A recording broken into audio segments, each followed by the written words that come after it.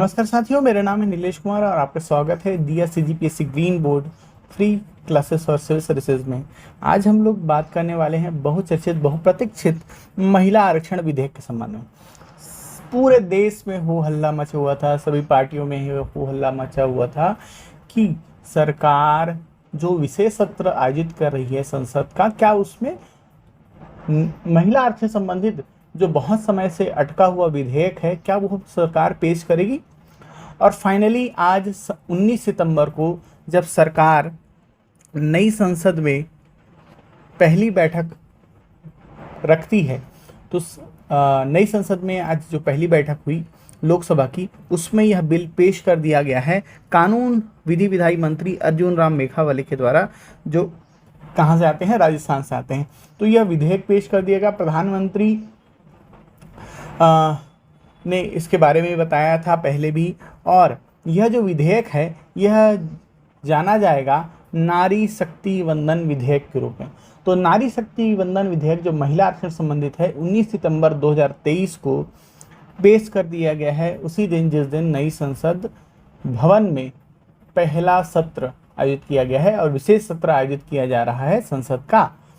ठीक है, और यह जो विधेयक है महिला आरक्षण संबंधित है। आप सभी को पता है कि महिला आरक्षण संबंधित यह विधेयक है जिसमें महिला आरक्षण की जो सीमा है वो 33% की जानी है, कि न्यूनतम 33% जो सीटें रिजर्व होंगी, कहाँ, भारत की संसद में यानी लोकसभा में और राज्य की विधानसभाओं, इसके अलावा यूनियन टेरिटरी दिल्ली की जो आपकी विधानसभा है वहाँ पर। ठीक है, और इसमें एक चीज़ ध्यान देने लायक है कि राज्यसभा में क्या महिला आरक्षण होगा, तो नहीं, राज्यसभा में महिला आरक्षण हो ही नहीं सकता, क्योंकि राज्यसभा जो है मुख्य सदन है, वहाँ किसी प्रकार का आरक्षण की व्यवस्था नहीं की गई है। तो एक चीज़ बच्चे ध्यान रखेंगे कि राज्यसभा में किसी प्रकार का आरक्षण की व्यवस्था नहीं है। ठीक है, अब एक चीज़ और इसके साथ ही कि क्या यह विधेयक जो है संपूर्ण आरक्षण देता है, सभी वर्गों में आरक्षण की व्यवस्था की गई है। तो ध्यान रखने वाली बात है कि यह जो मात्र नारी शक्ति वंदन विधेयक है, इसमें केवल एसटी और एससी वर्ग के आरक्षण को शामिल किया गया है। एससी एसटी वर्ग में 33% महिला आरक्षण को शामिल किया गया है। इसमें ना ही ओबीसी शामिल है ना ही अन्य शामिल है। तो देखने वाली बात रहेगी कि यह आगे, अभी फिलहाल तो विधेयक पूरी तरह से खुलकर सामने नहीं आया है, लेकिन जो मोटा मोटी यही है कि विधेयक जो है उसमें एसटी एससी आरक्षण की व्यवस्था की गई है, उसमें 33% महिला आरक्षण है। तो अगर हम महिला आरक्षण की बात करें तो यह विधेयक जो है ना बहुत समय से लटका हुआ था, बहुत समय से ये चीज़ें चली आ रही थी, लेकिन किसी सरकार ने इसको अमली जामा जो है वो नहीं पहना पाया। अगर हम महिला आरक्षण के इतिहास की बात करें तो पहली बार 1989 में राजीव गांधी जी की सरकार के द्वारा पंचायती राज और नगरीय निकाय में जो महिला आरक्षण है वो 33% करने के लिए लोकसभा में एक बिल पास किया, जो राज्यसभा में पारित नहीं हो सका, पास नहीं हो सका। तो वहाँ पर असफल रहे वो। फिर 1993 में जब नरसिम्हा राव की सरकार आती है तो उन्होंने इसे दोनों सदनों में पास किया और पंचायती राज और नगरीय निकायों में महिला आरक्षण की सीमा है वो 33% तय कर दी गई कि जितनी भी सीटें होंगी नगरीय निकाय या पंचायती राज संस्थाओं की, उसमें 33% जो होंगी सीटें वो महिलाओं के लिए आरक्षित होंगी। फिर इसके बाद अगर संसद व विधानसभाओं में महिला आरक्षण की बात करें तो संसद व विधानसभा में महिला आरक्षण की जो पहली मांग है वो सर्वप्रथम मांग सितंबर 1996 में हुई और एच डी देवगौड़ा की सरकार थी, 11वीं लोकसभा। ठीक है, तो 11वीं लोकसभा में जिस समय प्रधानमंत्री थे एच डी देवगौड़ा, तो उनके समय 81st अमेंडमेंट लाया गया जो विफल रहा। ठीक है, उसके बाद दिसंबर 1998 में 12वीं लोकसभा में अटल सरकार के द्वारा प्रयास किया गया। ठीक है, और वो अनवरत प्रयास करते रहे। 12वीं लोकसभा के बाद वो 13वीं लोकसभा में भी उन्होंने प्रयास किया, चाहे वो 1999 हो, 2002 हो, 2003 हो, लेकिन वो असफल रहे। वो यह विधेयक पास ना करा सके या किसी कारणवश यह विधेयक पास नहीं हो सका। ठीक है। तो 1996 में सर्वप्रथम प्रयास किया गया था एच.डी. देवेगौड़ा के द्वारा। उसके 1998, 1993, 2002, 2003 में ये लगातार विधेयक आता रहा संसद के सम्मुख, लेकिन पेश नहीं हो पाया। फिर 108वां अमेंडमेंट विधेयक लेके आते हैं मनमोहन सिंह। मनमोहन सिंह की सरकार के द्वारा मई 2008 में 108वां संविधान संशोधन विधेयक पेश किया जाता है राज्यसभा में। एक चीज़ यह लड़ाई हमें आज संसद में देखने को मिली, जहां पर अधीर रंजन चौधरी जी हैं, वो कहते हैं कि कांग्रेस सरकार के समय मनमोहन सिंह के द्वारा यह विधेयक लोकसभा में आया था, जबकि आगे राज्यसभा में पास नहीं हो सका। तब इसका विरोध करते हुए माननीय गृह मंत्री अमित शाह ने उनको यह जो स्टेटमेंट है, जो फैक्ट है, या तो रिवोक करने के लिए कहा, या तो अगर इसके साक्ष्य अगर आपके पास है तो उसको पटल के सामने रखने के लिए कहा। तो उस पर कोई रिस्पांस तो नहीं आया, लेकिन फैक्ट यही है कि राज्यसभा में यह विधेयक पहली बार रखा गया था, जो वहाँ से वो पास हो चुका। लोकसभा की स्टैंडिंग कमेटी के पास गया था, लेकिन लोकसभा के पटल के सामने चर्चा के लिए यह विधेयक नहीं रखा जा सका, और उसके बाद लोकसभा भंग हो गई। और लोकसभा भंग होते ही हमें पता है कि जो विधेयक होता है वो लैप्स माना जाता है। तो विधेयक उसी समय सन 2008 में ही यह विधेयक लैप्स हो चुका है। ठीक है। फिर अगर हम बात करें नारी शक्ति वंदन विधेयक की, तो अर्जुन राम मेघवाल जो कानून मंत्री हैं, उन्होंने यह विधेयक पेश करते हुए बताया कि संविधान संशोधन के तहत, है ना, संविधान में कुछ संशोधन किए जाएंगे। तो हमको पता है कि भारतीय संविधान में अगर आपको संशोधन करना है तो अनुच्छेद 368 जो है यह प्रावधान करता है कि संसद चाहे तो संविधान में संशोधन कर सकती है, लेकिन मूल ढांचे में परिवर्तन नहीं किया जा सकता। ये सुप्रीम कोर्ट का भी कहना है। तो संविधान संशोधन जो है अनुच्छेद 368 में आपको पता ही है। तो अर्जुन राम मेघवाल जो हैं, उन्होंने बताया कि जो 3 विधेयक हैं, 3 अनुच्छेद हैं, इनको अमेंड किया गया है। जैसे 239A, 239 क में जो है एनसीटी दिल्ली है, वहाँ पर 33% आरक्षण की बात उन्होंने की है, महिला आरक्षण की बात, है ना। ठीक है। तो नेशनल कैपिटल टेरिटरी दिल्ली में जो अनुच्छेद 239A में वर्णित है, वहाँ पर महिला आरक्षण 33% करने की बात की गई है।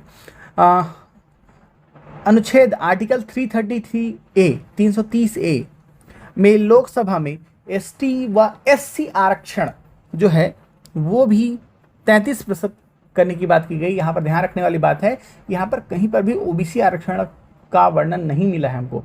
लोकसभा में एससी और एसटी आरक्षण की व्यवस्था 330A में है, तो वहाँ पर 33% आरक्षण दिया जाएगा लोकसभा में, जिस पर हम आगे बात करेंगे। जो 543 सीटों में अब वर्तमान में अब कितनी है और आगे कितनी होंगी। फिर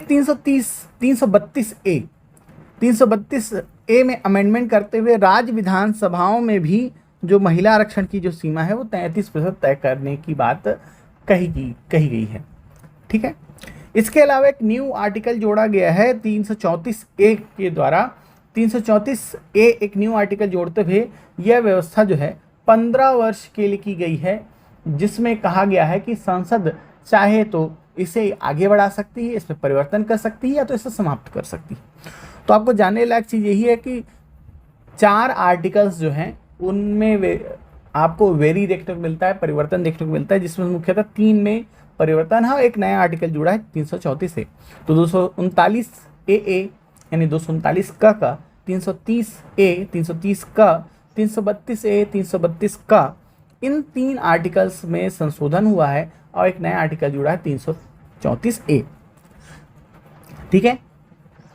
अब बात करें इस आरक्षण व्यवस्था की, तो जैसे ही लोकसभा में लागू होगा 33% महिला आरक्षण, तो वर्तमान में जो 543 जो कुल सीटें हैं लोकसभा की, है ना, उसमें अभी वर्तमान में जो महिलाओं की अगर बात करें, महिला सांसदों की अगर बात करें, तो वो कितनी हैं? 82 महिला सांसद हैं हमारी लोकसभा में वर्तमान में। अब यह आरक्षण विधेयक अगर एक्ट बन जाता है, कानून बन जाता है, पास हो जाता है, तो इस आरक्षण के पश्चात जो न्यूनतम महिलाओं की संख्या हो जाएगी वो हो जाएगी 181। यानी 181 जो सीटें हैं वो महिलाओं के लिए चली जाएंगी। लेकिन क्या अब आपके प्रश्न में, आपके मन में ये प्रश्न आता है कि क्या ये विधेयक लागू होते ही ऐसा हो जाएगा? क्या वर्तमान जो सांसद है, जो सीटें हैं, उनको खाली कराए जाएंगी? तो नहीं। इसमें ध्यान देने वाली बात यह है कि जो सीटें हैं वो आपकी 2026 में जब परिसीमन होगा, कब होगा?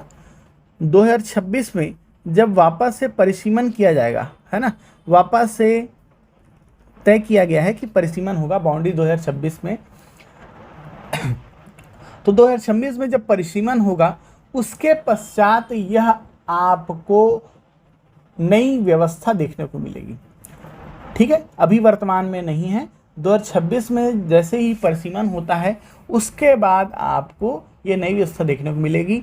इसके लिए कमेटी भी बनेगी, परिसीमन कमेटी बनेगी, जो लोकसभाओं की सीमा है, लोकसभा सीटों की, लोकसभा क्षेत्रों की जो सीमा है उसको तय करेगी। उसके बाद आपको यह नई व्यवस्था देखने को मिलेगी।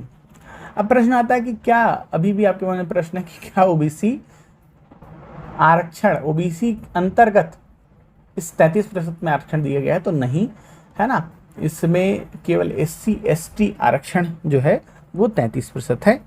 अब हम लोग देख लेते हैं कि इन जो आर्टिकल्स है उसके अंतर्गत है क्या। तो हम देखते हैं कि अनुच्छेद 239 का या 239A में यह दिल्ली के संबंध में विशेष उपबंध करता है। इसमें यह संशोधन किया गया है कि राष्ट्रीय राजधानी जो क्षेत्र है उसकी विधानसभा जो होगी उसमें यह आर्टिकल आपको काम करते हुए दिखेगा। महिला आरक्षण जो है वो कितना हो जाएगा? 33% यहाँ पर सीटों में। फिर उसके बाद अगर बात करें तो लोकसभा में 330 जो है, लोकसभा में अनुसूचित जाति व अनुसूचित जनजातियों के लिए स्थानों के आरक्षण की व्यवस्था करती है। कहाँ? लोकसभा में।